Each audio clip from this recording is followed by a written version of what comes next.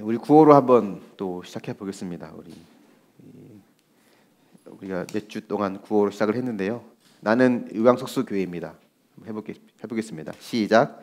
나는 의왕석수교회입니다. 또 우리는 의왕석수교회입니다도 해보겠습니다. 시작. 우리는 의왕석수교회입니다. 네. 지난 몇 주간 우리가 교회에 대한 이야기를 살펴보았습니다. 교회가 어떤 곳인지를 대략적으로 봤어요. 사실 교회에 대한 이야기를 다 다루려면 1년 내내 해도 좀 모자라거든요. 또 앞으로도 필요하다 싶으면 뭐 교회에 대한 이야기를 또 할 테고 또 했던 이야기도 반복할 계획입니다. 그만큼 중요하다는 거죠. 일단은 오늘 마지막으로 교회에 대한 시리즈 설교를 마무리 짓고요. 다음 주부터 이제 새로운 내용으로 이제 설교를 하려고 합니다. 일단 지금까지 다루었던 내용을 제가 간략하게 정리를 해보겠습니다. 첫 번째 어떤 이야기를 드렸냐면 교회는 병원이다라고 말씀을 드렸어요. 교회는 병원이다. 모두가 교회에 대한 환상을 가지고 있습니다. 이런 교회가 좋은 교회야. 교회는 당연히 이래야지 라고 하는 어떤 좋은 교회에 대한 이미지를 가지고 있는데 근데 그것들을 다 종합해 보면 결국 어떤 걸 말하냐면 교회는 천사 같은 사람들이 모인 천국 같은 곳, 뭐 이런 생각을 가지고 있어요. 근데 사실 교회는 그렇지 않아요. 교회는 아픈 사람들이 모인 곳입니다. 몸도 아프고 마음도 아픈 사람들. 살면서 죄와 상처 때문에 긁히고 긁힌 사람들, 또 몸도 아픈 사람들, 이런 사람들이 와서 같이 치유되고 회복되는 것들을 경험하는 것이 교회죠. 또 두 번째로 어떤 교회 모습을 또 이야기했냐면 꽃다발에 감격이 있는 사람들이 모인 곳이라고 했어요. 이게 무슨 의미인지 아마 설교를 들으신 분들은 아실지 모르겠습니다. 이런 예화를 제가 드렸거든요. 어떤 한 청년이 있었는데 게으르고 자기 방 청소도 한 번도 하지 않는 자기 집을 무슨 돼지우리처럼 해놓고 사는 한 청년이 있었습니다. 근데 이 청년에게 어느 날 애인이 생겼어요. 그래서 애인이 예쁜 꽃다발을 선물로 줬는데 그 꽃다발을 받아놓고 꽃병에 담아서 자기 방에 가져와 보니까 자기 방이 온통 쓰레기 천지인 거예요. 책상 위에 꽃병을 놨는데 책상이 너무 지저분해서 책상을 싹 치우고 책상을 치우고 보니까 방바닥이 엉망진창이라서 방바닥을 또 싹 치우고 그러고 보니까 벽에 낙서도 있고 찢어진 데도 있고 그래서 그런 데를 또 고치고 수리하고 가구도 좀 바꿔보고 이런 일을 했습니다. 이 방이 이렇게 깨끗하게 진 그 원인이 바로 뭐였냐면 꽃다발 하나였죠. 꽃다발이 뭘 말하냐면 우리가 하나님부터 받은 구원을 말합니다. 이 꽃다발이 너무 소중해서 꽃다발과 어울리지 않는 방을 수리하고 싶은, 청소하고 싶은 마음이 드는 것처럼 구원받은 내가 내 영혼 속에 있는 더러운 책상과 내 안에 있는 더러운 방들을 깨끗이 정리하고 깨끗이 치우고 싶은 마음이 드는 것. 그것이 복음의 능력이고 복음에 합당한 삶이라고 말씀을 드렸어요.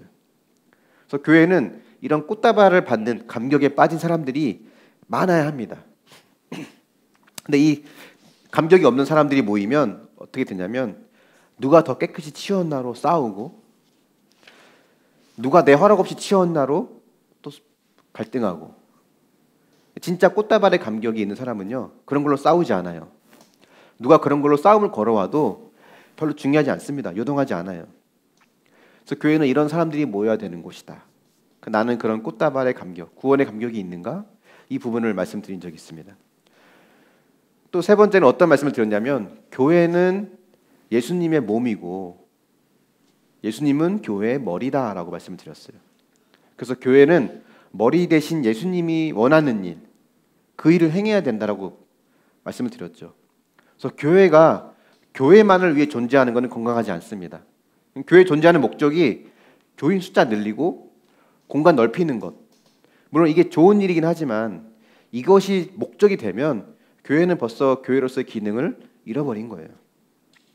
복음도 전하고 지역의 사람들도 섬기고 또 성도들끼리 안에 교제도 있고 나눔도 있고 이런 일들을 다 어우러져 해야 되는 것이 교회입니다. 근데 이런 일을 하려면 뭐가 제일 필요하냐면 돈이 필요해요. 돈이. 늘 예산을 신경 쓰게 되고 효율적인 게 효율성을 따지게 됩니다. 야, 이런다고 사람들이 교회 올까? 이게 과연 효과가 있을까? 뭐 이런 생각을 하게 되죠. 근데 우리가 기억해야 될 것은 예수님은 교회의 머리이기 때문에 그 교회는 결국 예수님이 책임진다는 것을 이제 우리가 말씀드렸습니다. 그래서 우리 교회도 부활절 헌금, 성탄절 헌금, 추수감사 헌금 이런 거 있을 때 그걸 모아서 외부의 어떤 선교사님이나 또 어려운 교회나 이런 부분들을 도왔다고 말씀을 드렸잖아요.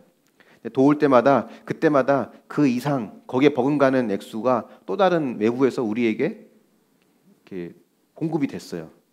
여긴 한 번도 예외가 없었습니다. 하나님이 책임진다라는 거예요. 네 번째로 또 지난주에 말씀드린 건 뭐였냐면 교회는 하늘과 땅을 연결하는 통로다라고 말씀드렸습니다.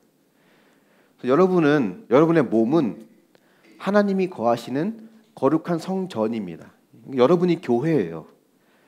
그래서 여러분이 가정, 지역, 공동체 어디든 그 지역에서 여러분을 하나님이 교회로 세우셨습니다.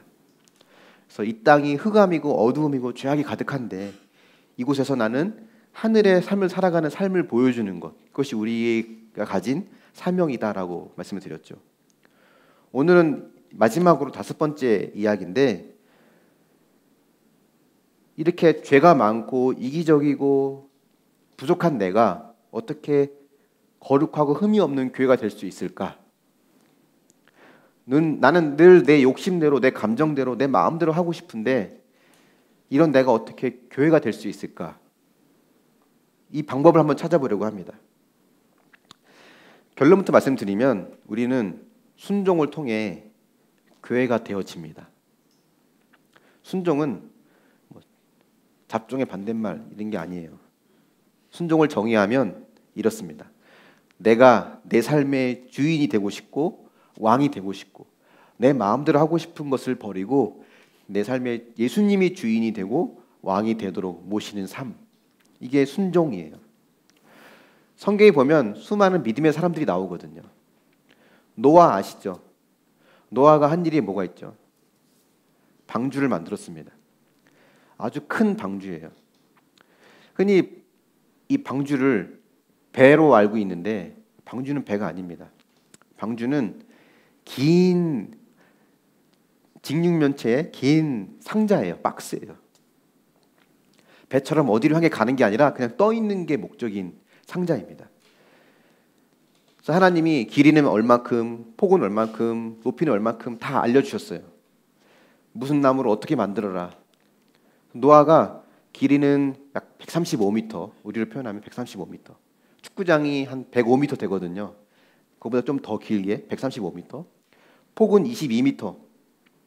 높이는 약 15m. 15m면은 아마 아파트 대략 잡아 5층 높이로 잡으면 될 것 같습니다. 어쨌든 그 정도 되는 높이의 큰 방주, 길다란 방주를 만들었어요. 제작 기간만 해도 약 100년 이상, 120년으로 추론을 합니다. 사실 노아의 이 행위는 미친 짓이에요. 어떤 주석에 보면 이 당시까지만 해도 이 지구상에 비가 내리지 않았다고 하는 사람들도 있습니다. 그만큼 이 세상이 물이 풍족하고 모든 게 다 풍요로웠던 그런 때였다고 해요. 근데 그렇게 해석하지 않는 사람도 있지만 어쨌든 만약에 그들의 말이 맞다면 비가 내리지도 않는, 한 번도 내린 적도 없는 이 세상에 큰 비가 내려 물로 덮여질 거라고 하는 말을 믿고 그것도 산에다가 큰 배를, 큰 방주를 만드는 것, 하루 이틀도 아니고 적게는 수십 년, 100년 이상 가까이 그걸 만들었던 그 짓은 미친 짓이죠, 사실은.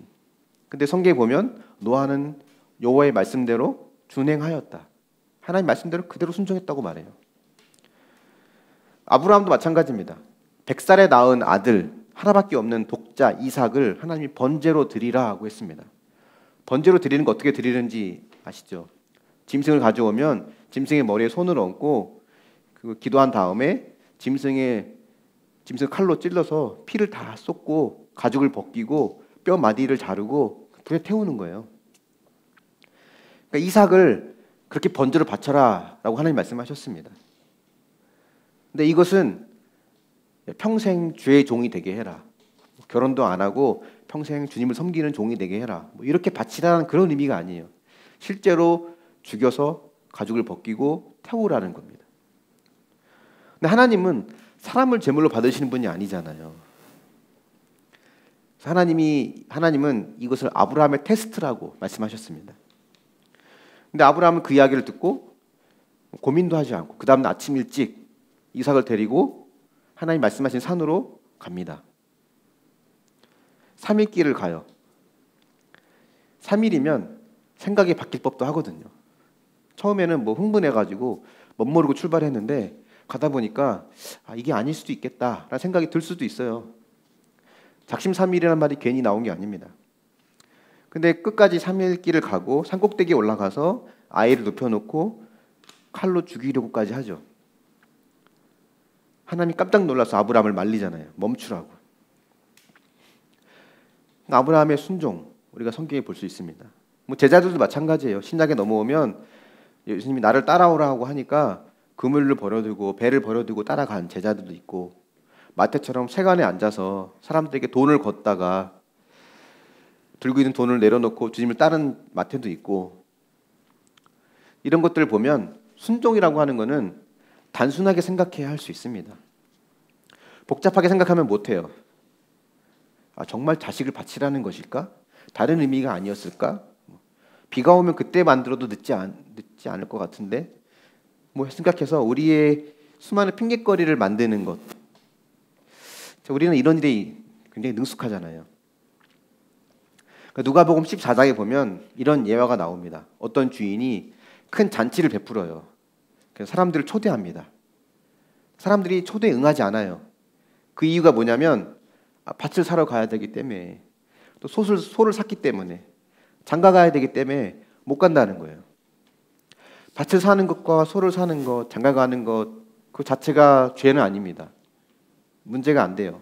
늘 우리 일상에 있는 일이고 또 먹고 살기 위해서 중요한 일입니다. 우리 일상에 필요한 당연한 일들이지만 그것들이 하나님 말씀보다 더 중요한 것으로 여겨지고 그것이 더 우선순위를 두게 된다면 성경은 그것을 불순종이라고 말을 합니다. 불순종은 내가 아무것도 하지 않는 것을 말하지 않아요.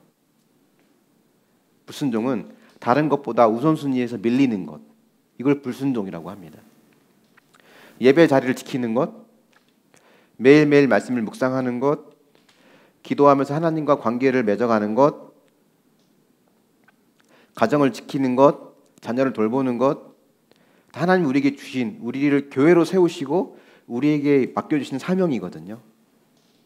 근데 이것들이 내 욕심과 내 편안함, 내 욕망, 이런 것 때문에 우선순위에서 밀리면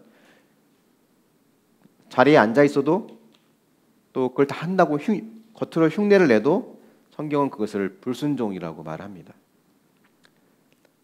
예배를 한번 보시면, 살다 보면 우리가 부득불 예배 못 나올 수도 있죠. 뭐 주의를 다 지키면 좋지만 못 나올 수도 있습니다. 사람의 삶에는 수많은 일들이 일어날 수 있잖아요. 또 부득불 늦게 올 수도 있습니다. 근데 문제는 뭐냐면 충분히 그러지 않을 수 있음에도 불구하고 잠이 나의 우선순위가 되고 돈이 우선순위가 되고 다른 것들이 우선순위가 돼서 우선순위에서 밀리면 비록 그것이 겉으로는 흉내를 냈어도 성경은 그것을 불순종이라고 말을 하는 거예요. 묵상하고 기도하는 거 매일매일 완벽하게 할 수 없습니다. 못할 수 있어요. 저도 완벽하게 못합니다. 하지만 내가 하루에 이것을 하고 시작해야지, 또는 내가 하루에 잠자리에 들 때 이걸 끝내고 잠자리에 들어야지 라고 하는 마음을 우리가 갖지 않으면, 그 우선순위를 두지 않으면 우리는 평생 말씀과 기도가 주는 내 속에 기쁨이 있어요. 때로는 말씀 때문에 갈등을 겪기도 하고 고통도 겪지만 그 갈등 속에서 하나님이 주시는 위로와 은혜를 맛보기도 합니다. 그런 거를 모르고 그냥 신앙생활을 할 수 있다는 거죠.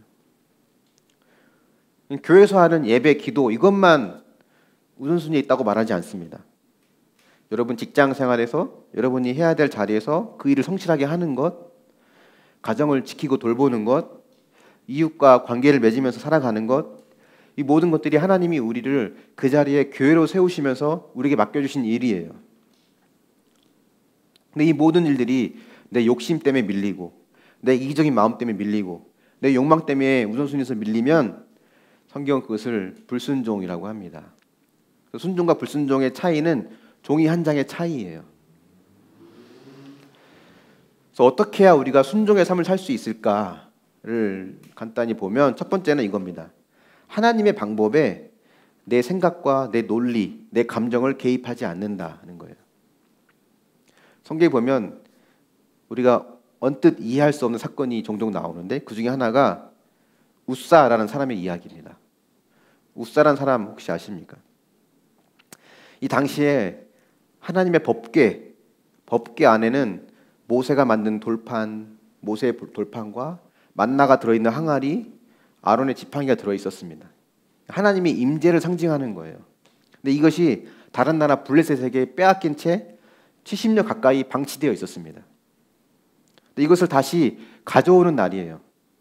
우리나라도 가끔 문화재를 예전에 일제시대 때나 약탈당하고 나서 나중에 훗날 이제 그걸 되찾아오는 날이 있으면 그것도 어느 큰 행사를 치르거든요. 그러니까 언약궤가 돌아오는 것은 국가적인 큰 행사입니다.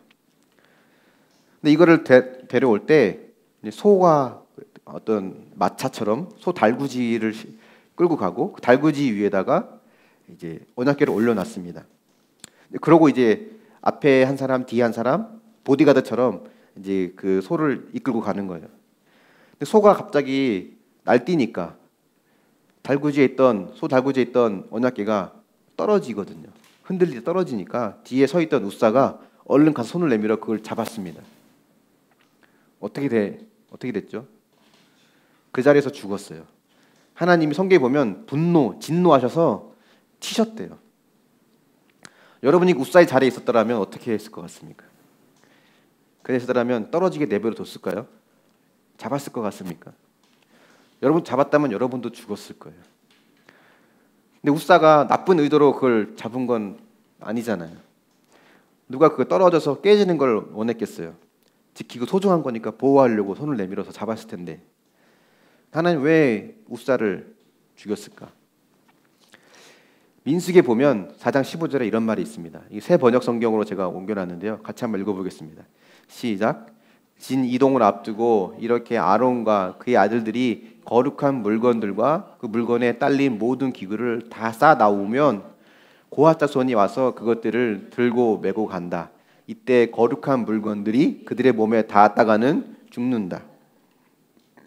여기 보면 고핫 자손이 이 성전 안에 있는 기구들을 운반할 수 있는 그런 사람들입니다. 이 사람들만 할 수 있어요. 언약궤 같은 경우는 그 모양을 보면 하단 내 모퉁이, 아래 내 모퉁이에 고리가 있어요. 이렇게 둥근 고리가. 그래서 그 고리에 긴 장대를 꽂아서 어깨에 메고 갑니다. 옛날 우리 가마 메고 가는 것처럼 이렇게 어깨 메고 이렇게 운반을 해야 됐었어요.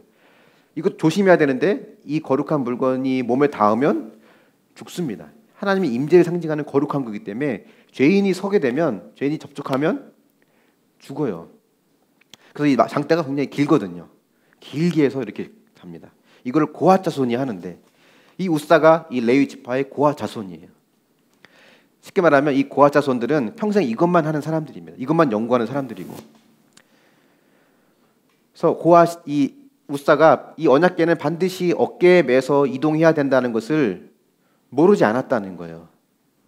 알고 있다는 겁니다. 근데 그렇게 하지 않았어요. 왜 하지 않았을까? 이유는 단순해 보입니다. 편하거든요. 블레셋 땅에서 이국 예루살렘까지 그 먼 거리를 메고 온다는 거는 힘든 일이에요. 뭐하러 힘들게 그냥 마차에 태워서 요즘 같으면 자동차에 실어서 봉고차에 실어서 이렇게 트럭에 실어서 이렇게 오는 것처럼 편하게 오면 되지. 근데 하나님의 방법은 아니었어요. 그러니까 목적이 옳았다고 해서 다 오는 것은 아닙니다. 방법도 옳아야 돼요. 웃사는 하나님의 방법이 뭔지 알았습니다. 하지만 알면서도 불순종했어요. 우사의 죽음은 그냥 말씀대로 된 거예요. 하나님이 닿으면 죽는다라는 말씀이 그냥 우사에게 이루어진 것뿐입니다. 우사의 불순종의 결과라는 거죠. 지난주에 잠깐 언급한 사울 왕도 기억하실 겁니다. 아말렉과의 전투에서 다 진멸하라고 했는데 사울은 기름지고 좋은 짐승만 남겨뒀어요. 변명하기는 하나님께 드릴 제사용인데요 라고 변명을 하죠. 그때 사무엘이 한 유명한 말이 이거잖아요. 순종이 제사보다 낫고 하나님의 말씀을 따르는 것이 순양의 기름보다 낫다라는 거예요. 최고의 예배는 순종입니다. 순종은 내가 제물이 되는 것을 말합니다. 구약 시대에는 짐승을 잡아서 그 짐승을 제물로 바쳤지만 신약 시대 이제는 내가 제물이 되는 거예요. 내 생각과 내 감정과 내 욕심대로 하고 싶은 것을 내려놓고 나를 부인하고 순종하는 것이 나를 순종의 제물로 바치는 최고의 예배입니다. 그래서 예배는 주일날 정해진 시간에 와서 예배 드리는 것, 이것만 예배가 아니라 가정에서 직장에서 나를 부인하고 내가 하고 싶은 대로 하는 것이 아니라 하나님의 뜻대로 하는 삶 그 자체가 다 하나님 받으시는 거룩한 예배예요. 그래서 오늘 로마서 12장 1절 말씀에 이렇게 얘기하거든요. 너희 몸을 하나님이 기뻐하시는 거룩한 산 제물로 드려라. 이는 너희가 드릴 영적 예배다라는 겁니다. 순종의 삶에서는 하나님의 방법에 내 생각과 내 감정, 내 논리가 개입돼서는 안 된다는 것입니다. 나를 부인하는 거예요. 두 번째로 하나님의 권위를 인정해야 된다라고 말씀드릴 수 있습니다. 순종이라는 것은 하나님의 권위에 순종하는 겁니다. 인간은 죄인이기 때문에 할 수만 있으면 하나님의 간섭을 벗어나서 내 마음대로 하고 싶어 해요. 그래서 예전에는 행할 수 없는 것들, 하지 못하게 법으로 규제되어 있거나 양심으로 못하게 막아놓은 것들이 이거 하나님의 일반 은총이라고 하거든요. 하나님이 안 믿는 자들에게도 법을 통해서, 질서를 통해서, 양심을 통해서 하지 못하도록, 죄를 짓지 못하도록 이렇게 막아놓은 어떤 장치를 일반 은총이라고 합니다. 그러니까 자살, 스스로 목숨을 버리는 이 자살 같은 경우도 아름다운 용기로 미화되기도 하지만 예전 같았으면 그런 것들이 다 이제 법으로도 또 사람 양심으로도 이제 못하게끔 하게 되면 죄의식을 갖게끔 되어 있는 장치가 있었는데 이제는 그런 것들이 다 이제 죄의식 없이 행할 수 있도록 풀어져 버리는 시대거든요.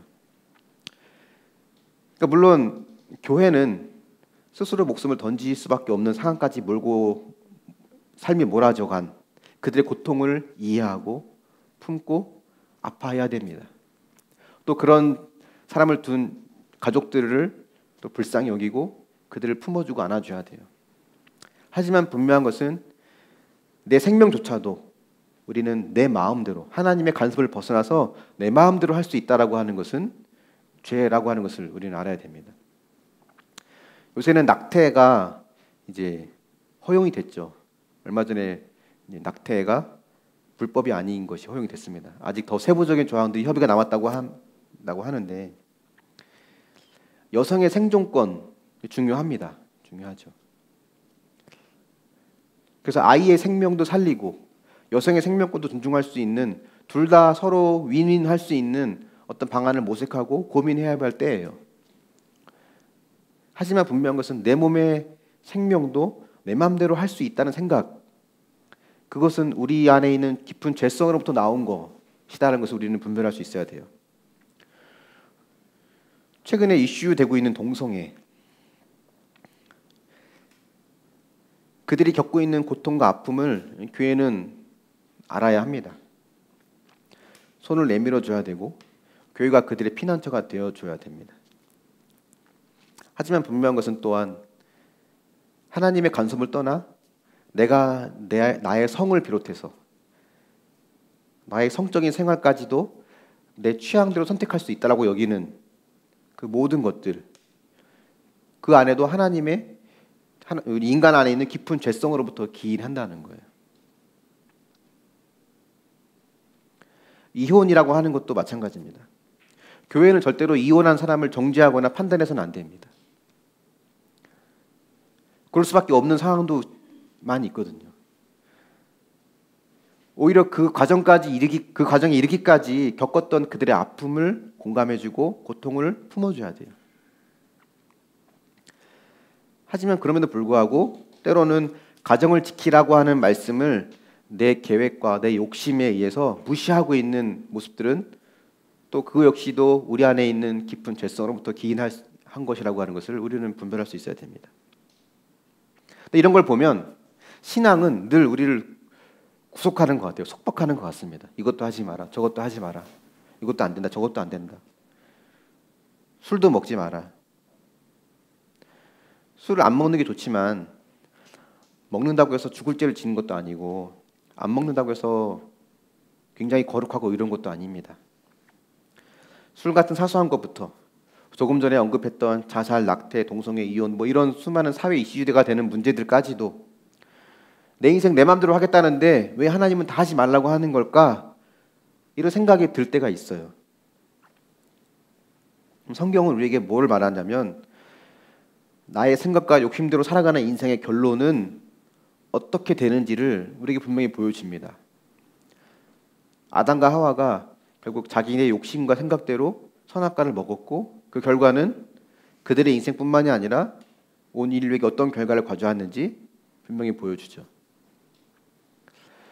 누가복음 15장에 가면 집 나간 둘째 아들이 나오거든요. 아버지에게 유산을 받아서 내 마음대로 살겠다고 집을 뛰쳐나간 아들.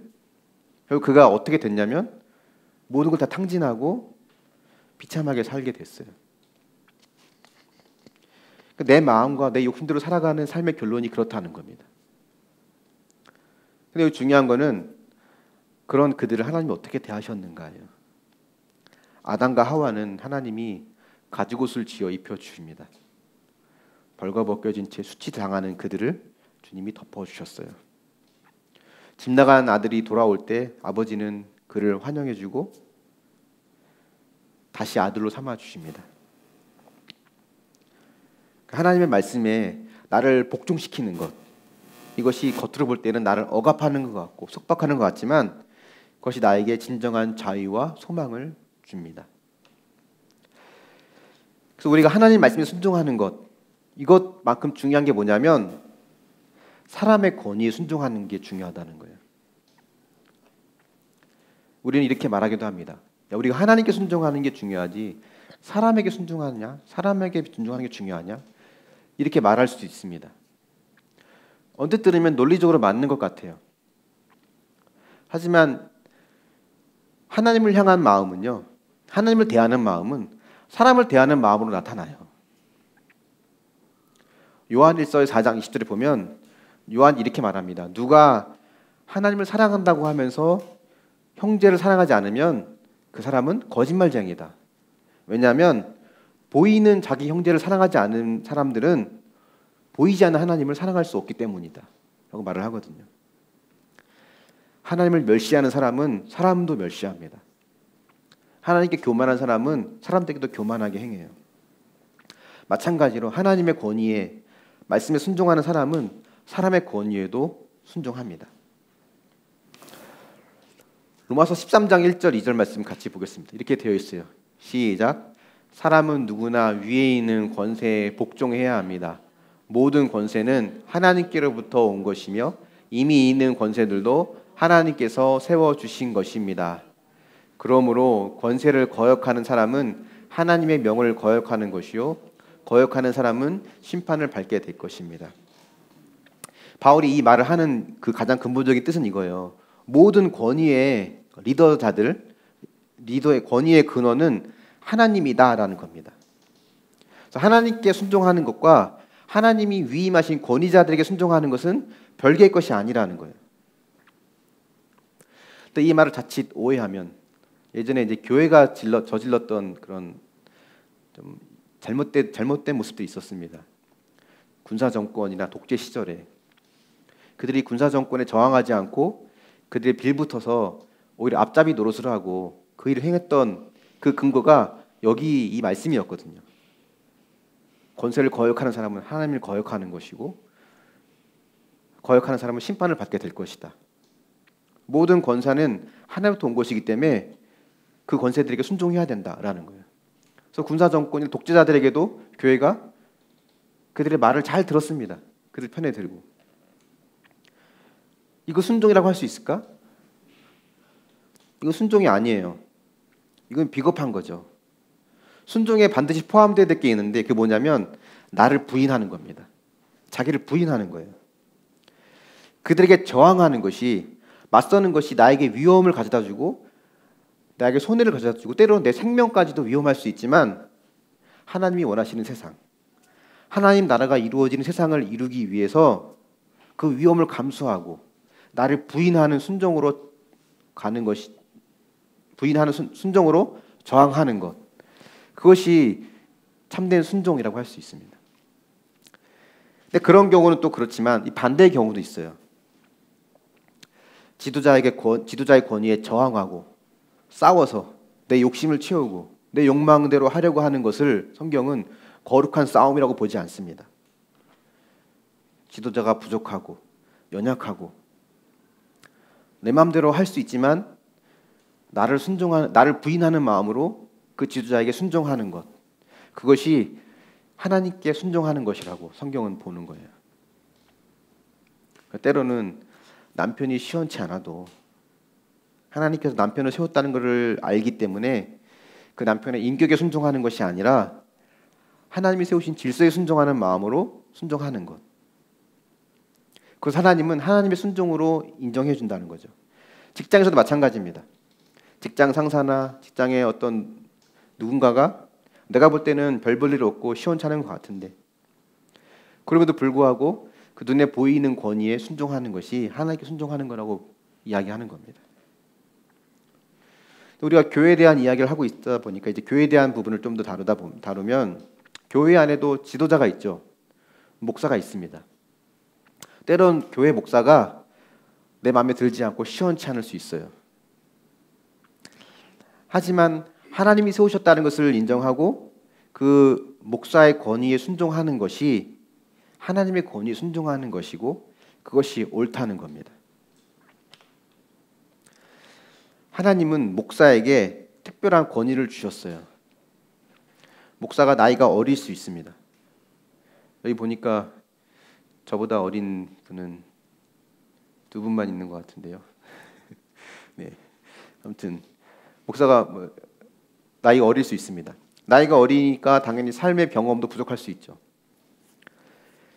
하지만 그럼에도 불구하고 신앙이 있는 사람은 함부로 대하지 않아요. 왜냐하면 하나님께서 목사에게 주신 또 다른 권위가, 특별한 권위가 있어서 그래요. 아니, 하나님을 모르는 사람도, 저도 여기 이렇게 도시락 배달 봉사하러 이렇게 새마을회관 가면 거기 나이 많으신 할아버지도 계시거든요. 어르신도 계시고 목사님 오셨다고 따뜻하게 대해 주세요. 저랑 관계도 없는데, 교인도 아니고 믿는 사람도 아닌데. 그러니까 목사가 특별해서 능력이 많아서 성도들보다 목사님을 하나님이 더 특별히 사랑하시니까 그 목사에게 어떤 권위를 주신다? 그렇지 않습니다. 하나님의 가장 큰 관심은 목사에게 있지 않아요. 안타깝지만 여러분에게도 있지 않습니다. 이건 논리적으로 이론적인 얘기예요. 물론 하나님 우리를 사랑하시고 다 관심이 있지만 이론적으로 말씀드리면 하나님의 가장 큰 관심은 아직 돌아오지 않은 잃어버린 양, 집 나간 둘째 아들처럼 아버지에게 돌아오지 않은 탕자 같은 사람들, 그런 자들에게 관심이 있습니다. 누가복음 15장에 보면 아버지가 아들을 기다리죠. 그러다가 아들이 저 멀리 오는 걸 보고 달려가요. 왜 달려갈까요? 왜 달려가는 생각하십니까? 보고 싶어서. 물론 맞는 말이지만 이 당시 문화를 보면 좀 더 깊은 의미가 있어요. 유대인들의 남자들은요 절대 뛰지 않아요. 옛날 우리 양반이랑 비슷합니다. 고등학교 때 공부 좀 하신 분들은 좀 아실지 모르겠는데 옛날 조선 후기에 여러 소설들이 많이 이제 등장하는데 그 중에 양반전이라는 소설이 이제 나옵니다.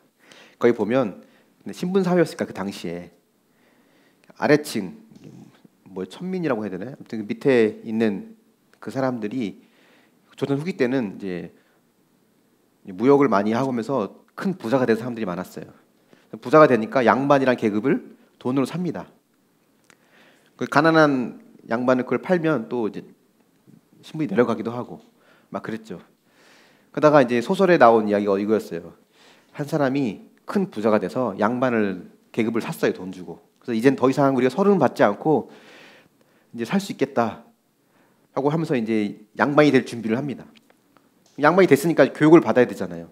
그래서 누가 와서 양반은 이래 이래야 돼라고 이제 교육을 이제 시킵니다. 양반은 무슨 일이 있어도 뛰면 안 되고, 그 다음부터 나온 말이 이제 그럼 양반을 비꼬는 소설이었으니까 양반은 아래 것들의 여자들을 희롱할 수 있고 원하면 언제든지 그 부인을 빼앗을 수 있고 재산을 언제든지 원하면 가져갈 수 있고 뭐 이런 말들이 막 나와요. 그러니까 그 듣다가 그 사람이 야 더럽고 치사해서 이런 양반이면 안 되고 만다. 그 양반 되기를 포기하고 집어치는 이야기가 나옵니다. 당시에 어떤 신분제를 꼬집는 소설이었는데 그것처럼 이 양반들처럼 이 유대인 남자들 채통을 중요시 여기는 문화이기 때문에 절대 뛰지 않아요. 또 이 당시에는 옷이 이렇게 저처럼 이렇게 바지 같은 옷이 아니에요. 다 이렇게 통으로 원피스처럼 통으로 이렇게 되어 있어서 바닥에 달랑말랑하게끔 길게 내립니다. 근데 그런 옷을 입고 뛰려면 어떻게 뛰어야 될까요? 어떻게 뛸 것 같아요? 그죠? 이거 접어서 들어 올려야 돼요. 올리고 뛰는 거예요. 채통을 중요시 여기는 유대인 남자 중에서 이렇게 들고 뛴다. 상상할 수 없는 일입니다. 굉장히 수치스러운 일이에요. 몸의 일부, 하체를 드러내고 뛴다. 이건 수치스러운 일입니다. 게다가 이 아들이 아버지에게 수치를 주고 떠났잖아요. 재산을 받아다가 유산을 미리 받아다가 아버지 품을 떠났습니다. 이건 굉장히 그 집안의 수치스러운 일이거든요. 근데 그것은 그 당시는 공동체 사회였기 때문에 마을 전체의 수치기도 했어요. 그래서 그 아들이 발각되면 다시 돌아오거나 발각되면 먼저 본 사람이 가서 돌을 던지거나 침을 뱉거나 자기 집에 노예로 삼거나 이런 조롱하고 심지어는 죽일 수도 있는 문화였습니다. 아버지가 아들을 보고 달려간 이유는 딱 하나예요. 다른 마을 사람들이 봐서 수치와 조롱을 주기 전에 내가 먼저 그 아들을 품기 위해서 달려가는 거예요. 달려가려면 나의 있는 부끄러운 수치를 하체를 드러내고 달려가더라도 내가 수치를 당할지언정 내 아들이 수치 당하는 것을 막아보려는 게 아버지의 마음이거든요. 이게 하나님의 마음이에요. 그러니까 돌아오지 않은 탕자를 향한 하나님의 마음이 어떠한가를 보여주는 거거든요. 하나님은 지금도 돌아오지 않은 수많은 탕자들이 돌아오기를 기다리고 계십니다. 근데 그들이 돌아오려면 믿음이 있어야 돼요. 믿음은 어디서 나냐면 들어야 나거든요. 이 들으면 어떤 걸 듣는 거냐면 말씀을 듣는 거예요. 그래서 목사에게 왜 권위를 주셨는가는 탕자들이 돌아오게 하기 위해서, 돌아올 들이 돌아오게 하기 위해서 그들이 말씀을 들어야 되는데 그 말씀을 전하는 자가 역할을 누가 하냐면 목사가 하니까. 목사가 소중해서가 아니라 돌아올 자들이 소중해서 목사에게 권위를 주는 겁니다. 제가 여러분보다 나이도 어리고 인생이 짧아서 부족할 수 있습니다. 그럼에도 불구하고 목사에게 순종하는 것이 그게 맞아요. 그것이 옳습니다. 그리고 저를 위해서 특별히 기도해 주셔야 됩니다.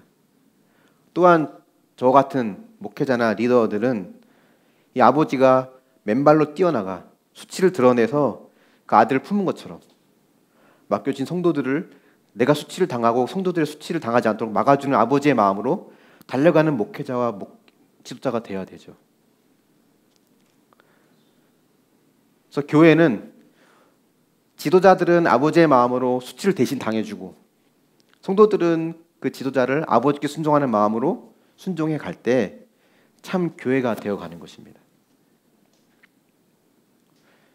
그래서 이 순종이라고 하는 것이 교회됨의 키워드예요. 말씀의 결론을 맺겠습니다. 여러분, 교회에 다니는 사람에서 머물지 마시고 여러분이 교회가 되십시오. 이것은 순종을 통해 되어지는 것입니다. 사람은 가장 중요한 것을 선택하게 되어 있습니다. 불순종한다는 것은 아예 선택하지 않았다를 말하지 않고 덜 중요하게 여긴다는 걸 말하거든요. 여러분은 하나님이 세우신 그 자리에 교회입니다.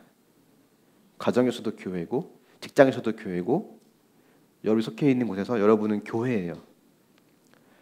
그리고 이 의왕석수교회는 여러분 각각 개개인이 그 교회로서 함께 모인 공동체가 될 때 의왕석수교회입니다. 여러분, 예배의 자리를 사모하십시오. 말씀과 기도로 하나님과 깊은 교제를 나누는데 우선순위를 두십시오. 직장에서나 가정에서 여러분이 교회인 것을 기억하고 나를 부인하는 순종의 삶을 사십시오. 말씀에 순종하길 바랍니다. 권위자에게 순종하기 바랍니다. 그렇게 나를 부인하는 순종을 통해서 우리는 교회가 되는 것입니다. 근데 이 말이 사실 굉장히 부담스러운 말이에요. 이것을 우리는 거룩한 부담이라고 합니다. 거룩한 부담. 신앙이 없었더라면, 믿음이 없었더라면 고민하지 않아도 될 문제들을 우리는 믿음이 있기 때문에 고민하게 되고 갈등하게 되고 부담을 갖게 돼요. 이 거룩한 부담이죠. 그래서 갈등이 있다고 하는 것은 성령 충만하다는 뜻입니다. 그 안에 성령이 계시지 않고 믿음이 없었다면 갈등할 일이 없어요. 근데 마음대로 그냥 이혼하고 싶으면 이혼하고 싶고 이혼하면 되고 떠나고 싶으면 떠나면 되고, 하지만 그렇게 하지 못하는 것이 내 안에 성령이 있기 때문에 그렇거든요. 그걸 거룩한 부담이라고 해요. 나를 부인하는 자리에서 순종하는 삶을 하나님은 우리를 교회로 모시고 그렇게 산 제물로 드리는 삶이 하나님이 기뻐하시는 가장 거룩한 예배입니다. 힘들고 어려우시고 고통스러운 순간순간마다 참고 참아 순종하는 그 모습을 하나님은 예배로 받으십니다. 여러분이 그런 교회로 세워져 가고 또 교회로 지어져 가는 아름다운 저 여러분이 될 수 있기를 예수님의 이름으로 축원합니다. 아멘. 우리 함께 또 기도하며 나아갔으면 좋겠는데요. 다 일어나서 찬양과 기도로 주님께 나아갔으면 좋겠습니다. 우리가 하나님 앞에 늘 부족하고 연약한 모습인데 하나님이 우리를 보실 때 우리 안에 하나님 원하시는 아름다운 모습, 거룩한 모습은 없지만 우리가 믿음으로 교회인 것을 순종하며 나아가는 귀한 시간 됐으면 좋겠습니다. 전능하신 나의 하나님 함께 찬양하며 나아갑니다.